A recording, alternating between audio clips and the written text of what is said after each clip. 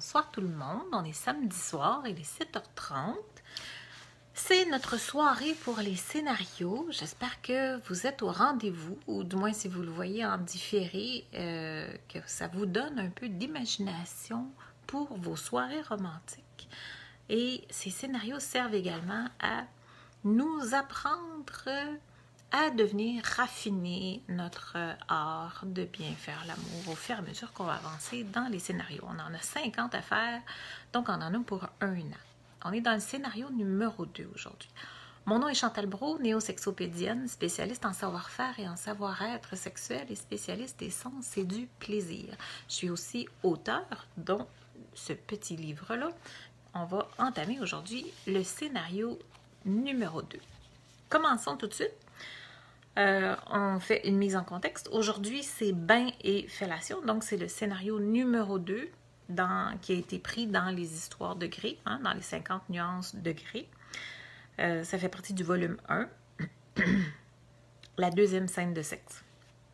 Donc, la mise en contexte, c'est que après sa première relation sexuelle, Anna est encore endolorie, et Christian préfère attendre que la douleur s'apaise avant d'avoir une autre relation sexuelle avec pénétration. Donc, il lui propose de s'en tenir à l'oral. Si ça y convient naturellement.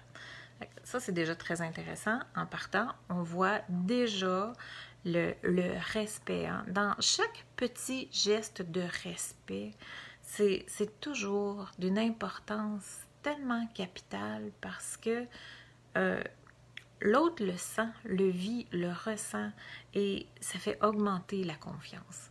Le respect, comme ça, c'est fantastique. Donc, il lui suggère, c'était sa première fois, après une première fois, c'est endolori, disons-le. Ça dépend de l'hymen aussi de la femme, parce qu'on n'a pas tous les mêmes types d'hymen.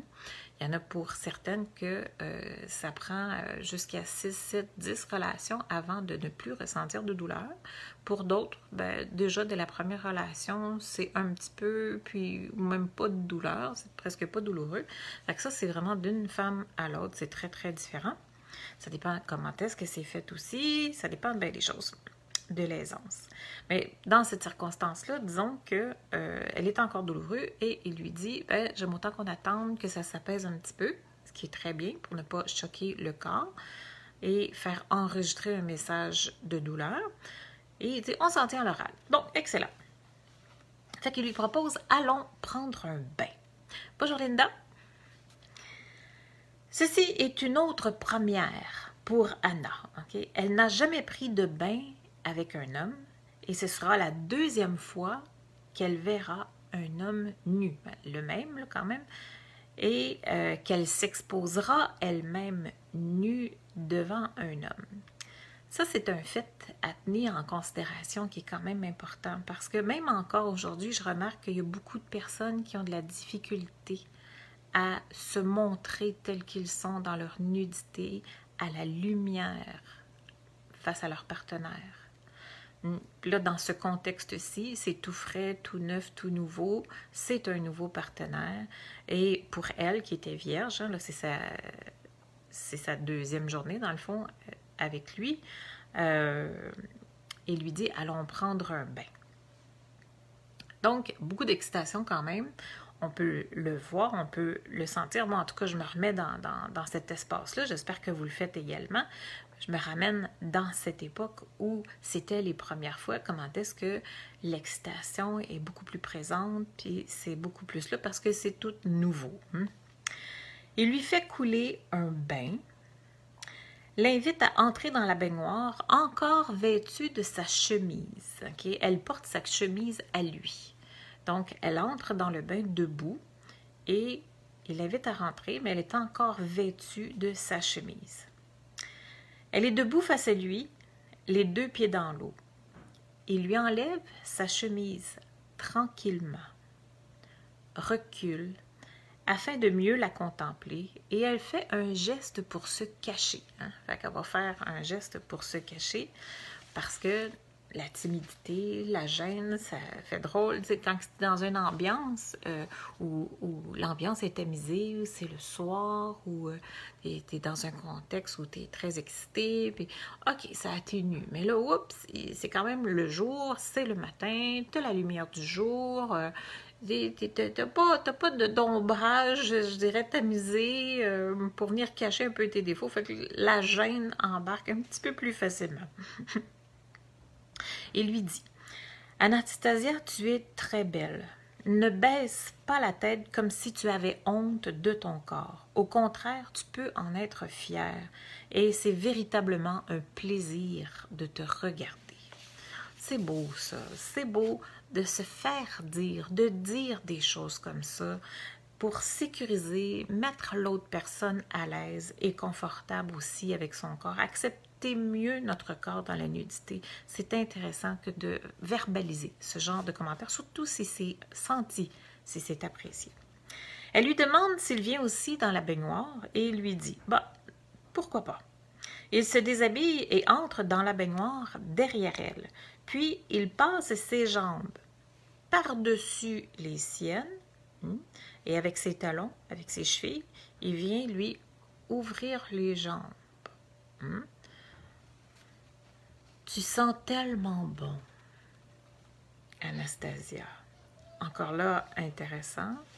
Et ça, l'odeur, hein, prendre en considération l'odeur, moi je sais bien que c'est un facteur tellement important dans l'amour, l'odeur de mon partenaire.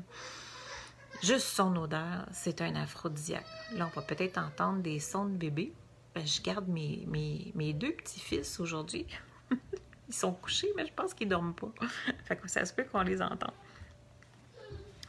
Avec le gel de douche, il lui masse l'épaule, le cou, les bras, les aisselles, puis glisse vers ses seins qu'il malaxe doucement.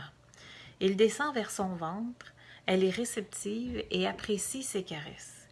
Il prend un gant de toilette et s'aventure à laver son entrecuisse. Il se sert de ses jambes pour qu'elle laisse les siennes ouvertes. La respiration d'Anna s'accentue, elle devient très excitée, elle sent son érection dans son dos et a du mal à croire qu'il puisse lui faire autant d'effet. Il la stimule, fait monter son plaisir, elle gémit de plus en plus, puis il s'arrête.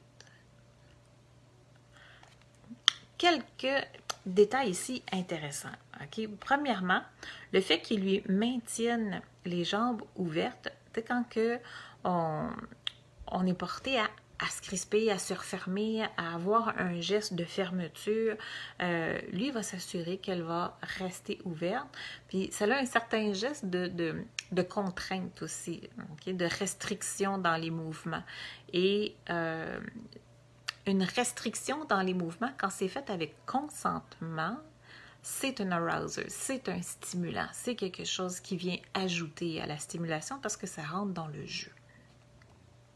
Et le deuxième facteur intéressant, c'est qu'il va la stimuler, la faire monter jusqu'à sur le bord de l'orgasme et il arrête. Donc, la charge énergétique, elle est créée, mais on met ça en stand-by. Très, très, très intéressant ça. Ça, c'est très fin renard de faire ça. Je crois que tu es assez propre maintenant. Pourquoi t'arrêtes? Parce que j'ai d'autres projets pour toi. Retourne-toi, moi aussi j'ai besoin de me laver. En se retournant, elle voit qu'il a son érection dans sa main et qu'il se caresse.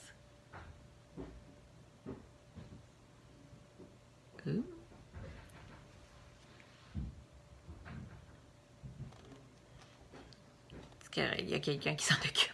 Je ne sais pas qu'est-ce qui est échappé, mais ça a fait du bruit. Elle reste un moment impressionnée par ce qu'elle voit. Elle sentait son érection dans son dos, mais là, c'est la première fois qu'elle a l'occasion de le contempler dans toute sa splendeur et de le toucher également. Elle est fascinée par ce qu'elle voit, cela l'impressionne et il apprécie sa réaction. Elle n'a de toute évidence aucune expérience et il aime ça. Il veut qu'elle fasse connaissance avec la partie de son anatomie qu'il préfère le plus. Elle prend du gel de douche et s'aventure à laver son sexe. Il lui montre alors comment il aime être stimulé en posant sa main sur la sienne, puis il la guide et elle s'exécute. Ça, c'est savoureux. Ça, c'est savoureux. Okay. Il va lui montrer ce qu'il aime. On a vu dans le premier scénario la semaine passée qu'il lui demandait « Montre-moi comment est-ce que tu aimes ça » et elle ne pouvait pas le faire, elle ne l'avait jamais fait, elle ne sait pas elle-même.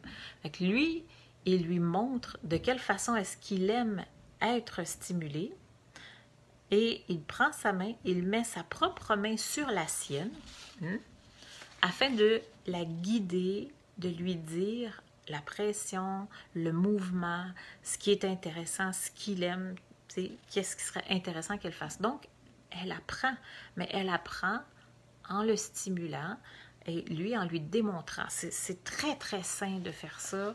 Et moi, je trouve que c'est une belle initiative. On est souvent gêné de faire ces choses-là. On prend pour acquis que l'autre devrait savoir, puis ça occasionne toutes sortes de frustrations. Prenons notre responsabilité et agissons comme ça de façon tout à fait saine et responsable en démontrant ce que l'on veut. Il met sa main sur la sienne et la guide. Il gémit et apprécie la caresse. Il ferme les yeux et respire plus rapidement. Excité, il ondule des hanches, s'abandonne à ses caresses. Elle en profite pendant qu'il a les yeux fermés pour lui lécher le gland, sans même qu'il le lui ait demandé. Il en est surpris, mais il la laisse faire et apprécie. Encouragée, elle décide de le mettre dans sa bouche et de le sucer. Il s'excite davantage et bascule de plus en plus frénétiquement du bassin. Constatant sa réaction, elle insiste de plus belle. Elle fait tourner sa langue autour du gland, puis le prend profondément dans sa bouche et fait des va-et-vient profonds. Il accentue son mouvement des hanches, il s'agrippe à la baignoire et de ses jambes se crispe. Elle prend vraiment plaisir à lui faire ça et il le ressent. Facteur hyper important. Est-ce que vous prenez vraiment plaisir à ce que vous faites? Ça se ressent. Anastasia, je vais jouir dans ta bouche. Si tu ne veux pas, arrête tout de suite. Donc, il l'avertit qu'il est sur le point de venir et que si elle ne veut pas le recevoir dans sa bouche, de se retirer tout de suite. C'est un geste, une marque de respect envers la personne. C'est fantastique d'avoir fait ça. Chaque petit geste de détail comme ça, c'est une augmentation de la confiance et de la complicité avec son partenaire. Extraordinaire. Mais elle insiste davantage et recueille sa semence au fond de sa gorge lorsqu'il éjacule. Elle le regarde, triomphante, comme si elle venait de gagner un prix. Lui est stupéfait et encore haletant. Bon, ça, je ne sais pas si on va rentrer dans ça, avale pas. Ça, c'est vraiment une question personnelle. Il l'avertit, ce n'est pas une obligation. Si c'est ce que tu veux faire, vas-y. Si ça ne te convient pas, tu te retires. Un comme l'autre, c'est parfait. Il n'y a aucun problème avec ça. Okay? Puis il y en a qui posent la question, il n'y a aucun danger d'avaler. Non, il n'y a aucun danger d'avaler. Donc, c'est ça. Les points forts à retirer dans cette scène-là, qui est toute simple, qui n'est pas très longue, c'est davantage, le fait de ne pas avoir honte de son corps, d'être capable de s'exposer dans sa nudité face à l'autre et vice-versa, à la lumière.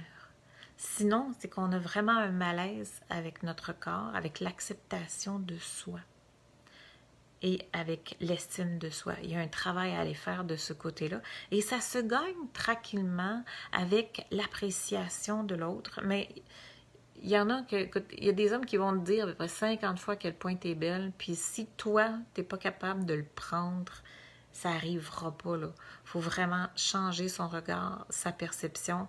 Et des bons trucs pour ça, là, C'est vraiment faire les jeux de l'accès au plaisir, comme j'expliquais, les 7 accès au plaisir, de se priver de la vue pour augmenter la perception sensorielle. Là. Ça aide beaucoup, beaucoup, ça aussi, à apprécier son corps dans ses formes sans le voir. Aujourd'hui, on a des miroirs partout. Hein.